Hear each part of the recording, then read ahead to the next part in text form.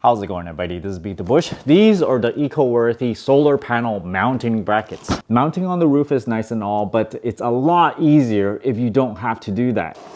So based on the weight of everything, I think this is a pretty good deal. Definitely cheaper than if you try to buy your own pieces and try to assemble it yourself. These are the mounting rails. You have 6 pieces of rails that goes horizontally and 2 vertical rails, the 4 anchoring posts at the bottom. These 4 brackets is to connect the horizontal posts. 8 pieces of plastic end caps, a set of tools in case you don't have any. If you have 4 panels, you're gonna mount them butting up against each other. 2 of them will go on one edge, another 2 will go on the other edge, and these 6 clamps will go between each of the 4 panels. These posts hold down the long horizontal rod to the main pieces. There's 14 bolts, you got 2 extras, and these are for mounting the posts to a cement block. So these are the feet, and this goes through this hole, and when you tighten this bolt, this expands over here. You don't get extras of these guys, but you get 2 extras of these long bolts, 2 extras of these clamp downs, and 2 extra sets of these shorter bolts. These are the same set as these guys. I'll just show you the end results.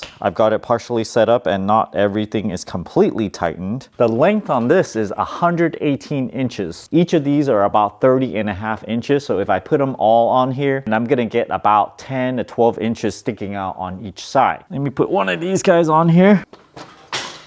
Oh, it's not very stable. When mounting this, you actually have to secure all 4 legs. So you have to plan on drilling into concrete, a very big piece of wood, and mount all 4 legs before you mount your solar panels. Otherwise, this thing is not freestanding. You cannot just buy just this and mount your solar panels. I have another set of these, so I have an extra long bar of steel here, and I've kind of bolted it onto this so that these 2 pieces stay still and it's secure this way. Here's one of the edge clamps, and if you have 2 panels, you'll use this edge clamp so it'll clamp on both sides. These clamps have a longish nut at the bottom and a little piece of plastic to hold everything in place. So it'll straddle this rail and pull on it, and the plastic piece will go in like that. Slide it down, and remember to be careful with this nut. Too far in, you see it interferes.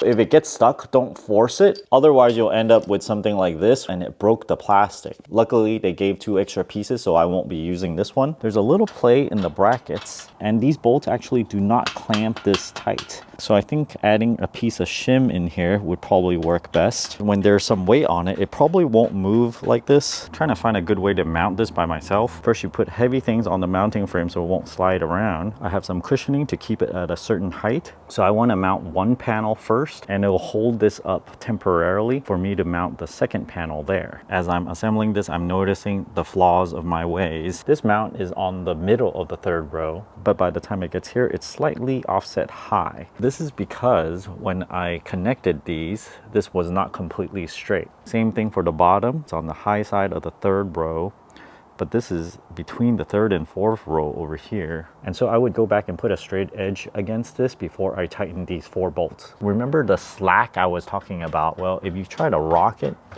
it rocks a little bit. If you guys are interested in one of these, check out my Amazon affiliate link down in the video description below. Thanks for watching this video. Until next time.